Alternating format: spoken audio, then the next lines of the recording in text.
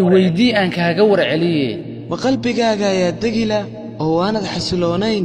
alla ku xirnow mar waliba kana dheerow xumaanta ma qofkii aad jecleed ayaa kaa tegey noloshana way kugu cidlowday iska hilmaan oo noloshaada sii wado inta hartay ayaa ka qurxoone ma dadka ayaa ku niyad jabiya erayo xunna kugu yidhaahda iyagu muraayad kuuma aha ee ha iska dhex eegin erayadooduna ma beddeli karaan qofka aad tahay ma in lagu xushmeeyo ayaa doonaysaa adigu bixi xushmadda aad kuwa kale uga baahan tahay intaas kadib waxaad arkaysaa dadkoo ku xushmaynaye madaal badan ayaad dareentaa goor hore seexo goor horena toos ma dadka qaar ayaad rabtaa inaad noloshaada ka saarto jirkuba wuu iska tuuraa hindhisada si la mid ayay noloshaada u tuuri haddaad go'aansato ma dareenkaaga ayaad xakamayn weyday xasuuso in dareenku kooban yahay xaqiiqaduna dheer tahay ma dhibaatooyinka hor yaalla ayaa kaa wareeriyey alle u mahdi waad ladan tahaye miyaadan ogeyn inay jiraan kuwa kaa liita ma guusha ayaad u haraatay salaadaha oog kuwa baahan caawi wax badanna akhri oo ma muuqaalkan ayaad dhammaysatay